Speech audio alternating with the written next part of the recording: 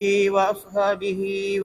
أما بعد، فقد قال الله تعالى في القرآن الكريم: أعوذ بالله من الشيطان الرجيم. بسم الله الرحمن الرحيم. يا أيها الذين آمنوا اتقوا الله حق تقاته ولا تموتن إلا وأنتم مسلمون. صدق الله مولانا العظيم. இந்த உலகை படைத்து அதில் பல கோடி ஜீவராசிகளையும் படைத்து பரிபாலித்துக் கொண்டிருக்கக்கூடிய வல்ல நாயனை போற்றி புகழ்கின்றேன். அல்ஹம்துலில்லாஹ். ஸலவாத்தும் ஸலாமும் நமது உயிரிலும் மேலான உத்தம நபி ஸல்லல்லாஹு அலைஹி வஸல்லம் அவர்கள் மீதிலும் அவர்களுடைய குடும்பத்தினர் மீதிலும் அவர்களை பின்பற்றி வாழக்கூடிய நல்லோர்கள் வல்லோர்கள் நம் அனைவர் மீதிலும் அல்லாஹ்வுடைய சாந்தியும் சமாதானமும் என்றென்றும் உண்டாகட்டும் என வேண்டியவனாக, கண்ணியத்துக்குரிய பெரியோர்களே, சகோதரர்களே, காலங்கள் மிக வேகமாக கடந்து சென்று கொண்டிருக்கின்றது. நாம் நினைத்து பார்க்க முடியாத அளவுக்கு கால நேரங்கள் நம்மை விட்டும் விரைந்து சென்று கொண்டிருக்கின்றது. ஸல்லல்லாஹு அலைஹி வஸல்லம் அவர்கள் சொன்னார்கள், கடைசி காலம் நெருங்கும் பொழுது ஒரு வருடம் ஒரு மாதத்தை போன்றும், ஒரு மாதம் ஒரு வாரத்தை போன்றும், ஒரு வாரம் ஒரு நாளை போன்றும் சுருங்கிவிடும். அந்த அளவுக்கு கால நேரங்கள் மிக விரைவாக செல்லும் என்பதை கண்மணி நாயகம் ஸல்லல்லாஹு அலைஹி வஸல்லம் அவர்கள் சொல்லி காட்டியிருக்கின்றார்கள். இந்த ஹதீஸை நாம் இன்று அனுபவித்துக் கொண்டிருக்கின்றோம். நம்முடைய வாழ்க்கையில் அது நடந்து கொண்டிருக்கின்றது. சென்ற வருடங்கள் எல்லாம் சொல்வோம், சென்ற வருடங்கள் நம்மோடு இருந்த எத்தனையோ பேர்கள் நம்மை விட்டும் மறைந்து விட்டார்கள், கபரை சென்று அடைந்து விட்டார்கள். இந்த வருடத்தை பார்க்கும் பொழுது சென்ற வருடம் அல்ல, இந்த ரமதானிலேயே நம்மோடு ஒன்றாக நோன்பு நோர்த்த எத்தனையோ பேர்கள், இந்த ரமதானிலேயே நம்மோடு ஒன்றாக பேசி பழகிய எத்தனையோ பேர்கள், இந்த ரமதானில் நம்மோடு ஒன்றாக தொழுதவர்கள், நம்மோடு ஒன்றாக நோன்பு திறந்தவர்கள், நம்மோடு ஒன்றாக வியாபாரம் செய்தவர்கள், இப்படி அதிகமானவர்கள் இந்த வருடத்திலேயே மரணித்து விட்டார்கள், நம்மை விட்டும் பிரிந்து விட்டார்கள். இவ்வாறு கால நேரங்கள் மிக விரைவாக சென்று கொண்டிருக்கின்றது. இந்த ரமலான் நம்மை விட்டும் பிரிய போகின்றது. 29வது நோன்பை நோட்டவர்களாக இருக்கின்றோம். இன்னும் சில மணித்தியாலங்களில் சவ்வால் மாதத்திற்கான தலைப்பிறையை பார்க்க போகின்றோம். அந்த பிறை தென்பட்டு விட்டால் ரமலான் மாதம் முடிந்து விடுகின்றது. மீண்டும் ஒரு ரமலான் வர வேண்டும் என்றால், அடைந்து கொள்ள வேண்டும் என்றால் இன்னும் ஒரு வருடங்கள் காத்திருக்க வேண்டி இருக்கின்றது. அந்த காலம் வரும் வரைக்கும் நாம் உயிரோடு இருப்போமா என்பது உத்தரவாதம் அற்றதாக இருக்கின்றது. ஆக அன்புக்குரியவர்களே, ரமலான் நம்மை விட்டும் பிரியக்கூடிய இந்த தருவாயில் அந்த ரமலானை நாங்கள் வரவேற்று அனுப்புவதற்கு கடமைப்பட்டிருக்கின்றோம். அஸ்ஸலாமு அலைக்கும் யா ஷஹ்ர ரமலான், அஸ்ஸலாமு அலைக்கும் யா ஷஹ்ரல் குர்ஆன், السلام عليكم يا شهر المواساة. السلام عليكم يا شهر عظيم. السلام عليكم يا شهر المبارك. السلام عليكم يا شهر الصبر. السلام عليكم يا شهر الصدقة. السلام عليكم يا شهر الرحمة. السلام عليكم يا شهر المغفرة. السلام عليكم يا شهر عتق من النار. السلام عليكم يا شهر صلاة التراويح برحمتك يا أرحم الراحمين. அன்புக்குரியவர்களே, ரமலான் மாதம் நமக்கு கற்றுத்தந்த பாடம் என்ன? நமக்கு எதை கற்றுத்தந்து செல்கின்றது இந்த ரமலான்? எதற்காக வேண்டி நமக்கு அளிக்கப்பட்டிருக்கின்றது இந்த ரமலான்? லஅல்லக்கும் தத்தகூன், நீங்கள் தக்வா உடையவர்களாக மாற வேண்டும் என்பதைத்தான் அல்லாஹ் தஆலா சொல்கின்றான். இந்த தக்வாவை கடைபிடிக்க வேண்டும், இறையச்சம் ஏற்பட வேண்டும் என்பதற்காக வேண்டி அல்லாஹ் தஆலா ஒரு சில நாட்கள் அல்ல, ஒரு சில வாரங்கள் அல்ல, ஒரு மாதத்தையே நமக்கு அளித்திருக்கின்றான். தக்வாவை ஏற்படுத்திக் கொள்ளுங்கள், இறையச்சத்தை ஏற்படுத்திக் கொள்ளுங்கள் என்பதற்காக வேண்டி. அந்த இறையச்சம் எவ்வளவு முக்கியத்துவம் பெற்றிருக்கின்றது! இஸ்லாத்தில் அந்த இறையச்சம் தக்வா என்பது எவ்வளவு கட்டாயப்படுத்தப்பட்டிருக்கின்றது! அருமை நாயகம் ஸல்லல்லாஹு அலைஹி வஸல்லம் அவர்கள் சஹாபாக்களுக்கு மத்தியில் ஏதாவது ஒரு விடயத்தை கூறுவதாக இருந்தால் ஆரம்பமாக தக்வாவை கொண்டு எச்சரிக்கை செய்வார்கள். இறையச்சத்தை அவர்களிடத்திலே எச்சரிக்கை செய்வார்கள். அதன் பின்புதான் வேறு விடயங்களை அவர்களுக்கு சொல்லிக் கொடுப்பார்கள். இவ்வாறு இறை அச்சம் என்பது ஒவ்வொரு மனிதனிடத்திலும் இருக்க வேண்டிய மிக முக்கியமான ஒரு அம்சமாக இருக்கின்றது.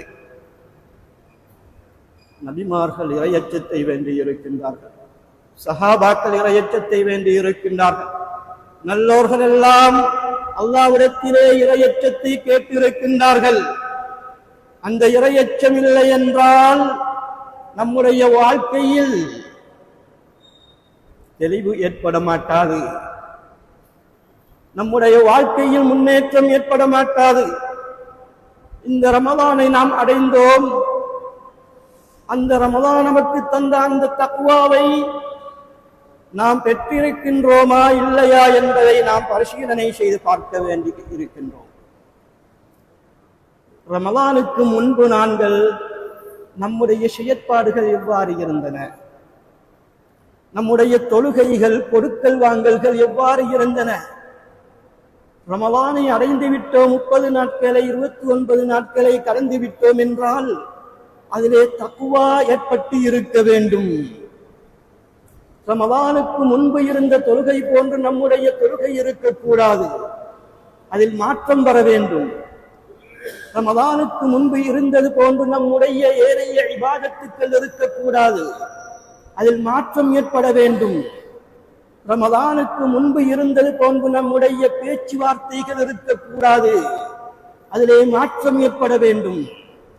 ரமலானுக்கு முன்பு இருந்தது போன்று நம்முடைய தொழில்கள் அமைந்திருக்க கூடாது, அதிலே மாற்றம் ஏற்பட வேண்டும்.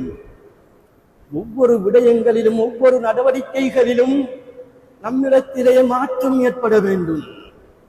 இறை அச்சத்தோடு அந்த மாற்றம் ஏற்பட வேண்டும். இதைத்தான் ரமலான் நமக்கு சொல்லித் தந்து கொண்டிருக்கின்றது. இதற்காக வேண்டித்தான் அல்லாஹ் தஆலா ஒரு மாத காலமாக உங்களுக்கு நோன்பை தந்திருக்கின்றோம் என்று சொல்கின்றான். கண்ணியத்துக்குரியவர்களே, அருமை நாயகம் ஸல்லல்லாஹு அலைஹி வஸல்லம் அவர்கள் எவ்வளவு இறையச்சம் நிறைந்தவர்கள், எவ்வளவு தக்வா உடையவர்கள்! அவர்கள் அல்லாஹ்விடத்திலே எந்நேரமும் தக்வாவை கேட்டுக்கொண்டே இருப்பார்கள். அழுது அழுது அல்லாஹ்விடத்திலே இறையச்சத்தை கேட்பார்கள். அன்னை ஆயிஷா ரலியல்லாஹு அன்ஹா அவர்கள் சொல்கின்றார்கள், ஒரு முறை நடுநிசி பொழுதிலே தஹஜ்ஜுடைய நேரத்தில் நாம் ஸல்லல்லாஹு அலைஹி வஸல்லம் அவர்களை பார்க்கின்றேன். அவர்கள் சுஜூதிலே இருந்து கொண்டிருக்கின்றார்கள். மிக நீண்ட நேரமாக சுஜூதிலே இருந்து கொண்டிருக்கின்றார்கள். சுஜூதில் இருக்கக்கூடிய கண்மணி நாயகம் ஸல்லல்லாஹு அலைஹி வஸல்லம் அவர்கள் அழுது கொண்டே இருக்கின்றார்கள். மிக நீண்ட நேரமாக சுஜூதில் அழுது கொண்டே இருக்கின்றார்கள். அவர்களை நான் கண்காணித்தேன். அவர்களுடைய கண்ணீர் துளிகள், அவர்கள் அழுது அழுது விழக்கூடிய அந்த கண்ணீர் துளிகள் எல்லாம் அவர்களுடைய நெற்றியை நனைத்து விடும் அளவுக்கு அங்கே தண்ணீர்கள் நிறைந்திருந்தன. அந்த அளவுக்கு அவர்கள் அழுது கொண்டிருக்கின்றார்கள். அழுது கொண்டிருக்கக்கூடிய ஸல்லல்லாஹு அலைஹி வஸல்லம் அவர்கள் ஏதோ ஒன்றை கூறிக்கொண்டிருக்கின்றார்கள். ஏதோ ஒன்றை கூறிக்கொண்டு அழுது கொண்டே இருக்கின்றார்கள். நான் என்னுடைய காதை வைத்து கேட்டேன். ஸல்லல்லாஹு அலைஹி வஸல்லம் அவர்கள், அல்லாஹும்ம ஆதி நஃப்ஸி தக்வாஹா வ ஸக்கிஹா, அல்லாஹும்ம ஆதி நஃப்ஸி தக்வாஹா வ ஸக்கிஹா, யா அல்லாஹ் எனக்கு தக்வாவை தந்துவிடு, எனக்கு தக்வாவை தந்துவிடு, என்னுடைய நஃப்ஸை என்னுடைய உள்ளத்தை பரிசுத்தப்படுத்திவிடு. இந்த துஆவை கேட்டுக்கொண்டு அழுது கொண்டே இருந்தார்கள் என்று ஆயிஷா ரலியல்லாஹு அன்ஹா அவர்கள் சொல்லி காட்டுகின்றார்கள். அன்புக்குரியவர்களே, ஸல்லல்லாஹு அலைஹி வஸல்லம் அவர்கள் தக்வாவை எந்த அளவுக்கு அல்லாஹ்விடத்திலே கேட்டு இருக்கின்றார்கள். நம்முடைய நிலைமையை சிந்தித்து பார்க்க கடமைப்பட்டு இருக்கின்றோம். நாம் இறையச்சத்தை அல்லாஹ்விடத்தில் கேட்கின்றோமா? அதற்குரிய வழிகளை நாங்கள் செய்கின்றோமா? ஸல்லல்லாஹு அலைஹி வஸல்லம் அவர்கள் சொன்னார்கள், யாருடைய கண்கள் இறையச்சத்தால் அழுகின்றதோ அவர்களுடைய கண்களை நரகம் தீண்டாது. இறையச்சத்தின் காரணமாக அழக்கூடிய கண்களை நரகம் தீண்டாது. அந்த கண்ணீர் துளிகள் நரகத்தின் நெருப்பை அணைத்துவிடும். அந்த அளவுக்கு சக்தி வாய்ந்ததுதான் இறையச்சத்தின் அந்த தக்வாவுடைய நிலைமை என்பதை ஸல்லல்லாஹு அலைஹி வஸல்லம் அவர்கள் நமக்கு சொல்லி காட்டியிருக்கின்றனர். அன்புக்குரியவர்களே, இறை அச்சத்தோடு உருவாக்கப்பட்ட மார்க்கம் இஸ்லாம். இறை தியாகத்தோடு உருவாக்கப்பட்ட மார்க்கம் இஸ்லாம். அடிப்படை கடமைகளில் அனைத்தும் தக்வாவோடு சம்பந்தப்பட்டதாக ஆக்கப்பட்ட மார்க்கம் இஸ்லாம். ஒவ்வொரு சஹாபாக்களுடைய வரலாறுகளும் அனைத்துமே நமக்கு காட்டித் தருவது தக்வாவைத்தான். சிறு வயதிலிருந்தே இறையச்சத்தோடே தான் வாழ்ந்திருக்கின்றார்கள். கண்மணி நாயகம் ஸல்லல்லாஹு அலைஹி வஸல்லம் அவர்கள் எந்த நேரமும் தங்களுடைய பேர குழந்தைகளை பார்ப்பதற்காக வேண்டி செல்வார்கள். அந்த குழந்தைகளை பார்க்காமல் இருக்க முடியாது. ஒவ்வொரு தினமும் பாத்திமா நாயகி அவர்களுடைய வீட்டுக்கு செல்வார்கள். ஒரு முறை செல்கின்றார்கள்.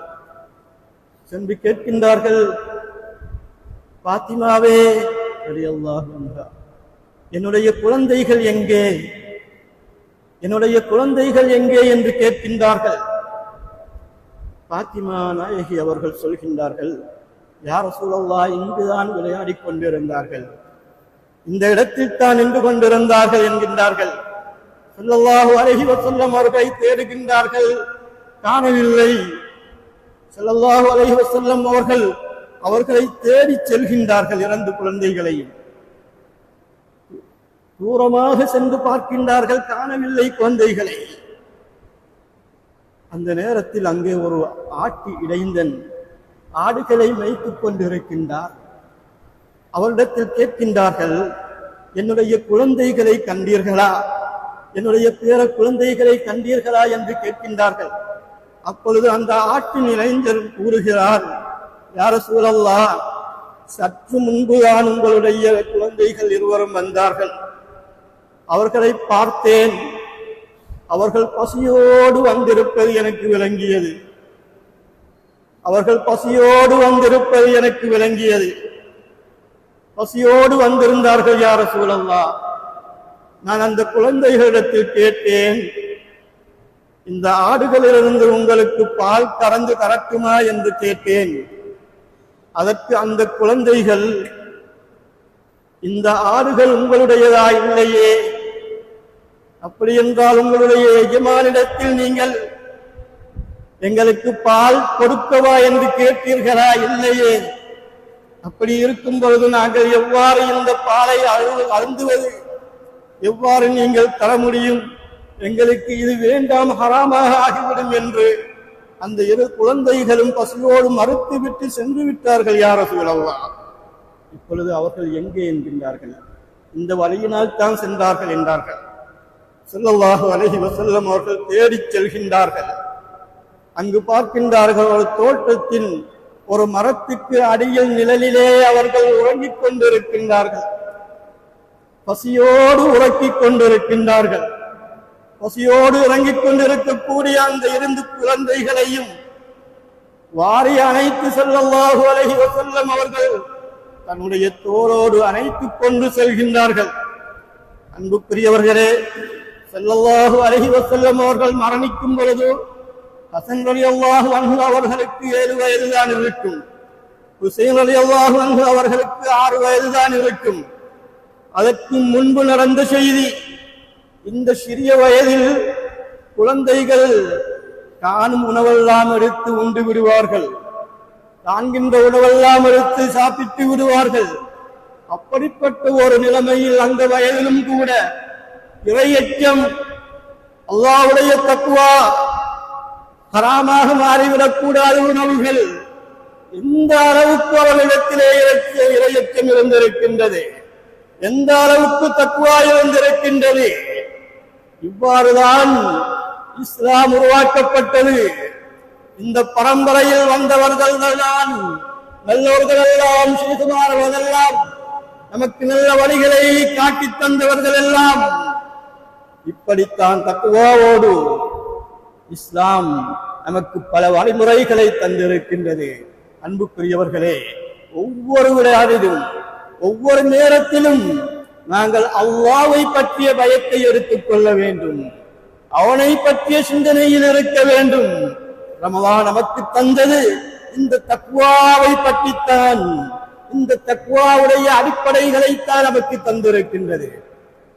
கண்ணியத்துக்குரியவர்களே, அடுத்ததாக நாங்கள் ரமலான் முடிந்து விட்டதே, ரமலான் இறை தென்பட்டு விட்டால் அனைத்து ரமலான்களும் அப்படியே முடிந்து விட்டதா? அதற்கு பிறகு ரமலானோடு தொடர்புடைய ஏதாவது இபாதத்துக்கள் இருக்கின்றதா?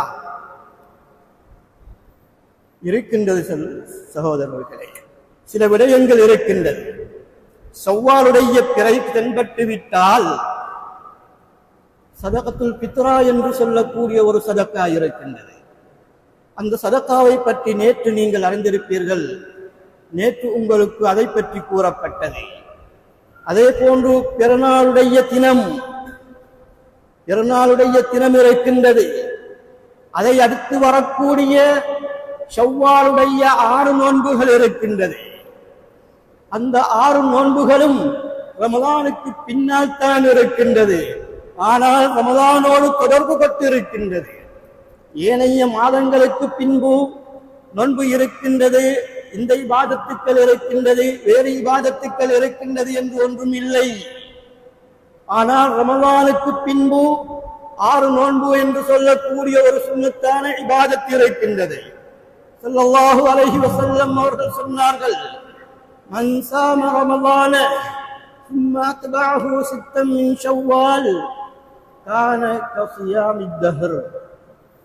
யார் ரமலான் மாதத்தில் நோன்பை 30 நோன்புகளையும் ரமலான் மாதத்தில் அந்த நோன்புகளை நோற்றிவிட்டு ஷவ்வால் மாதத்தில் வரக்கூடிய 6 நோன்புகளை யார் நோக்கின்றார்களோ அவர்கள் வருடம் முழுவதும் நோன்பு நோற்றவர்கள் போன்று, அவர்களுக்கு வருடம் முழுவதும் நோன்பு நோற்ற நன்மைகள் இருக்கின்றது எனும் செய்தியை ஸல்லல்லாஹு அலைஹி வஸல்லம் அவர்கள் சொல்லிக் காட்டியிருக்கின்றார்கள். ஆகவே ரமலான் முடிந்ததன் பின்பு அந்த ஷவ்வாலுடைய மாதத்தில் 6 நோன்புகளை நோட்பது மிக முக்கியமான சுன்னத்து மாத்திரமில்லாமல் அது பல நன்மைகளை நமக்கு வழங்கக்கூடியதாகவும் இருக்கின்றது. அன்புக்குரியவர்களே, ஷவ்வால் மாதத்தின் ரமலான் மாதம் முடிந்து ஷவ்வால் மாதத்தின் தலைப்பிறை தென்பட்டு விட்டால் பிறநாளுடைய இரவு அந்த இரவு எப்படிப்பட்டது? அதிலே பரக்கத்து இருக்கின்றதா? ரஹ்மத்து இருக்கின்றதா? அல்லாஹ்வுடைய அருள் இருக்கின்றதா? ஏனைய இரவுகளை விட இதில் சிறப்பு இருக்கின்றதா? ஸல்லல்லாஹு அலைஹி வஸல்லம் அவர்கள் சொன்னார்கள், யஃப்தஹுல்லாஹுல் கைர ஃபீ அர்பஇ லயால்.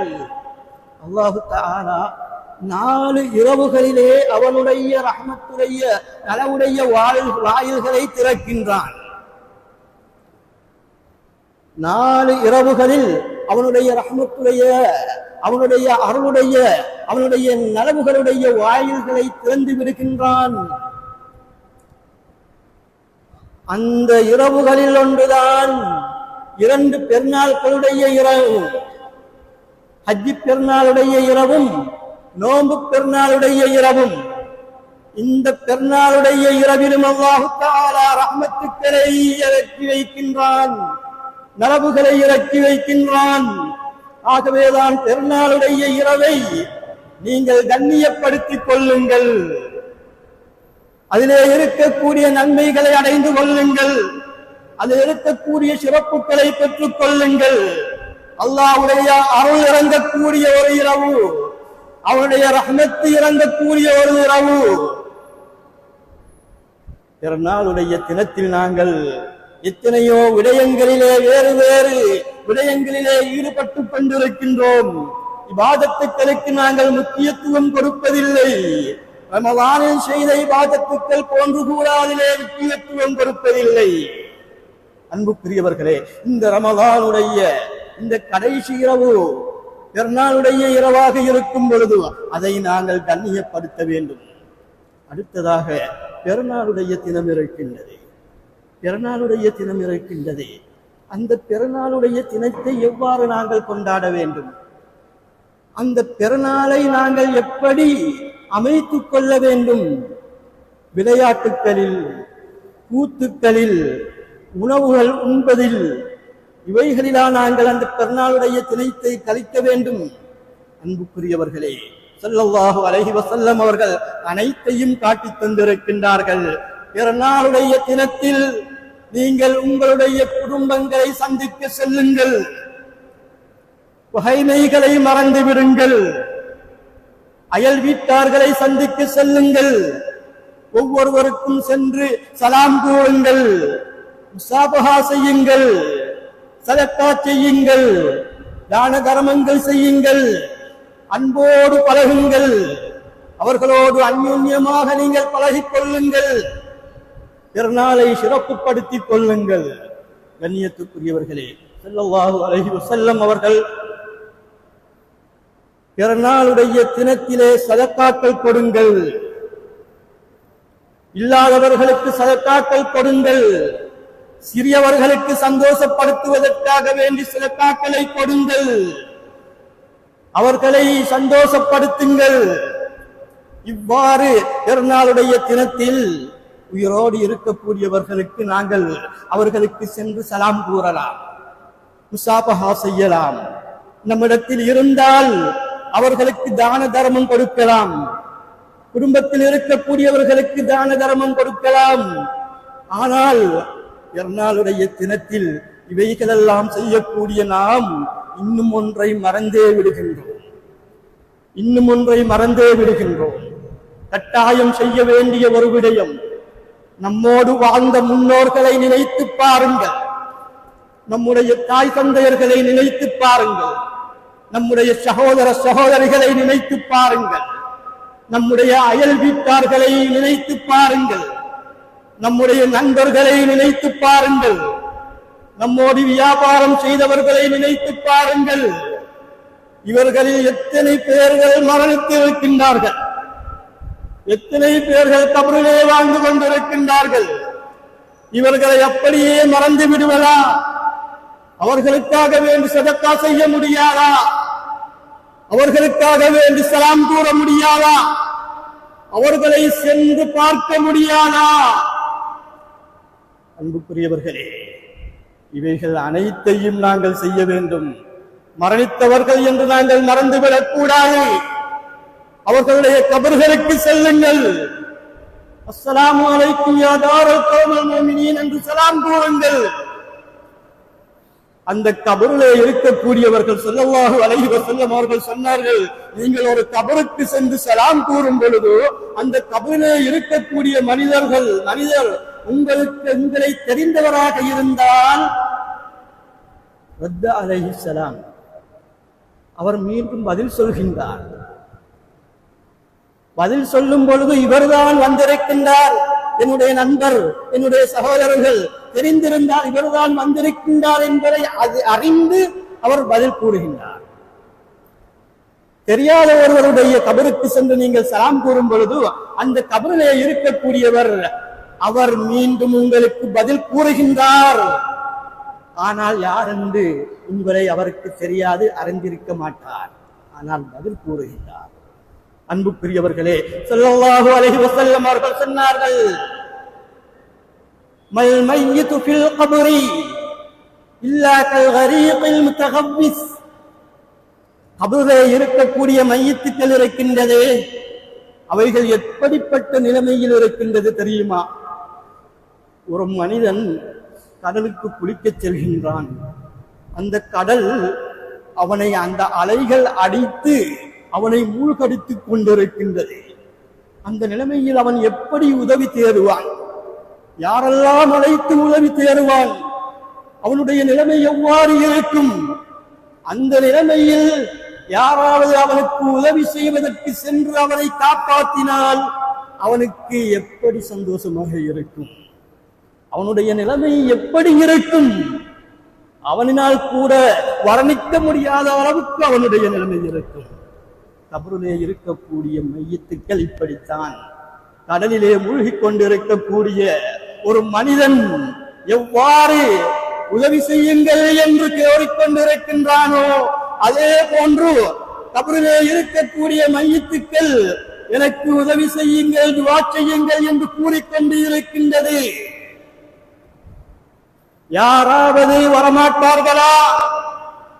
மின் அபின் அவ் உம்மின் அவ் அஹின், என்னுடைய தந்தை வரமாட்டாரா? என்னுடைய தந்தை என்னிடத்திலே இங்கு வரமாட்டாரா? வந்து எனக்கு சலாம் கூற மாட்டாரா? எனக்காக வேண்டி பிரார்த்தனை செய்ய மாட்டாரா? அவ் உம்மின், அல்லது எனது உம்மாவாவது இங்கு வரமாட்டார்களா? இவ்விடத்தில் வந்து எனக்கு சலாம் கூற மாட்டார்களா? எனக்கு பிரார்த்தனை செய்ய மாட்டார்களா? அவ் அஹின், அல்லது எனது சகோதரர்களாவது வரமாட்டார்களா? அவர்கள் சரி வந்து எனக்கு சலாம் கூற மாட்டார்களா? எனக்காக வேண்டி பிரார்த்தனை செய்ய மாட்டார்களா? அவ் சதீகின், எத்தனை நண்பர்களோடு பழகின்றோம், எத்தனை நண்பர்களோடு நாங்கள் வியாபாரம் செய்கின்றோம். மரணித்த நண்பர்களை நினைத்து பார்க்கின்றோமா? அவர்களுடைய கபர்களுக்கு செல்கின்றோமா? சலாம் கூறுகின்றோமா? அவர்களுக்காக வேண்டி பிரார்த்தனை செய்கின்றோமா? கபரில் இருக்கக்கூடிய அந்த நண்பன் கூறுகின்றான், அவ் சதீகின், என்னுடைய நண்பன் வரமாட்டானா? என்னுடைய நண்பன் ஒருவன் சரி வரமாட்டானா? இவ்விடத்துக்கு எனக்கு சலாம் சொல்ல மாட்டானா? எனக்காக வேண்டி பிரார்த்தனை செய்ய மாட்டானா என்று கடலிலே மூழ்கிக் கொண்டிருக்கக்கூடிய மனிதன் கூறுவது போன்று மையத்து கூறிக்கொண்டிருக்கின்றது. யாராவது சென்று அவர்களுக்காக வேண்டி பிரார்த்தனை செய்து அந்த பிரார்த்தனை அவர்களுக்கு கிடைத்து விட்டது என்றால் எந்த அளவுக்கு சந்தோஷப்படுகின்றது தெரியுமா அந்த மையத்து? இந்த உலகம், இந்த உலகில் உள்ள அனைத்தும் கிடைப்பதை விடவும் சந்தோஷமாக இருக்குமாம் அந்த மையத்துக்கு. இந்த உலகில் இருக்கக்கூடிய அனைத்தும் கிடைத்தால் எப்படி சந்தோஷமாக இருக்கும்? அதைவிட சந்தோஷமாக இருக்குமா அந்த மையத்துக்கு எங்களுடைய ஒரு பிரார்த்தனை? அன்புக்குரியவர்களே, பெருநாளுடைய தினத்தில் விசேஷமாக மறந்துவிட வேண்டாம். தாய் தந்தையர்களை மறந்துவிட வேண்டாம். சகோதரர்களை, உற்றார் உறவினர்களை மறந்துவிட வேண்டாம். நண்பர்களை மறந்துவிட வேண்டாம். அவர்களுக்காக வேண்டி நாங்கள் செய்யக்கூடிய சதகா இந்த உலகில் இருந்தால் அவர்களுக்கு கொடுக்கலாம். நம்மால் இப்பொழுது கொடுக்க முடியாது. கொடுக்கக்கூடிய சதக்கா அவர்களுடைய கபறுகளுக்கு சென்று சலாம் கூறி துஆ பிரார்த்தனை செய்வது, இதுதான் அவர்களுடைய சதக்கா. ஆக அன்புக்குரியவர்களே, பெருநாளுடைய தினத்திலே இருக்கக்கூடிய ஒவ்வொரு விடயங்களையும் நாங்கள் கவனிக்க வேண்டும். ஸல்லல்லாஹு அலைஹி வஸல்லம் அவர்கள் வீணாக நமக்கு ஒன்றையும் சொல்லித் தரவில்லை. தக்வா ஏற்பட்டு விட்டால் அனைத்தும் சீராகும். ஆகவேதான் உங்களுடைய வாழ்க்கையில் நீங்கள் தக்வாவை எடுத்துக் கொள்ளுங்கள். உங்களுடைய வாழ்க்கையில் நீங்கள் இறையச்சத்தை எடுத்துக் கொள்ளுங்கள். நல்லவர்களை மறந்துவிட வேண்டாம், முன்னோர்களை மறந்துவிட வேண்டாம், நமக்கு வழிகாட்டி தந்தவர்களை மறந்துவிட வேண்டாம், நம்முடைய தாய் தந்தையர்களை மறந்துவிட வேண்டாம். ஆக கண்ணியத்துக்குரிய பெரியோர்களே, சகோதரர்களே, புனிதமான ரமலானை அடைந்து அதிலே நாங்கள் அனைத்து நோன்புகளையும் நோக்கக்கூடிய பாக்கியத்தை தந்த வல்ல நாயன் அவனுக்காக வேண்டி நாங்கள் தக்வாவை கடைபிடித்து மேலும் மேலும் எங்களுடைய இபாதத்துக்களை அதிகரித்து அவனின் பால் நெருங்கக்கூடிய நல்லவர்களாக மாறுவதற்கு வல்ல நாயன் நம் அனைவருக்கும் அருள் புரிவானாக. யா அல்லாஹ், எங்களுடைய பாவங்களை மன்னித்தருள்வாயாக, எங்களுடைய தாய் தந்தையர்களுடைய பாவங்களை மன்னித்தருள்வாயாக, எங்களுடைய சகோதர சகோதரிகளுடைய பாவங்களை மன்னித்தருள்வாயாக, எங்களுடைய நண்பர்களுடைய பாவங்களை மன்னித்தருள்வாயாக. யா அல்லாஹ், எங்களுடைய சதக்காக்களை கபூல் செய்வாயாக, எங்களுடைய நோன்புகளை கபூல் செய்வாயாக, எங்களுடைய இபாதத்துக்களை கபூல் செய்வாயாக, எங்களுடைய தான தர்மங்களை கபூல் செய்வாயாக. யா அல்லாஹ், என்னென்ன நல்ல விடயங்கள் செய்திருக்கின்றோமோ அவைகள் அனைத்தையும் கபூல் செய்வாயாக, எங்களுடைய அல் குர்ஆனை கபூல் செய்வாயாக. நாளை கியாம நாளிலே நோன்பையும் குர்ஆனையும் எங்களுக்கு சிபாரிசு செய்யக்கூடியவைகளாக ஆக்கி தந்தருவாயாக. யா அல்லாஹ், நாங்கள் மரணிக்கும் பொழுது லா இலாஹ இல்லல்லாஹ் முஹம்மதுர் ரசூலுல்லாஹ் என்ற கலிமாவோடு மரணிக்கக்கூடிய நல்ல பாக்கியத்தை தந்தருவாயாக. நல்லோர்களோடு, நபிமார்களோடு, சித்தீகங்களோடு, சாலிஹீங்களோடு, ஷுஹதாக்களோடு மேலான ஜன்னத்துல் ஃபிர்தௌஸில் இருக்கக்கூடியவர்கள் நல்ல பாக்கியத்தை நம் அனைவருக்கும் நசீபாக்கி தந்தருவாயாக. وآخر دعوانا الحمد لله رب العالمين والسلام عليكم ورحمة الله وبركاته.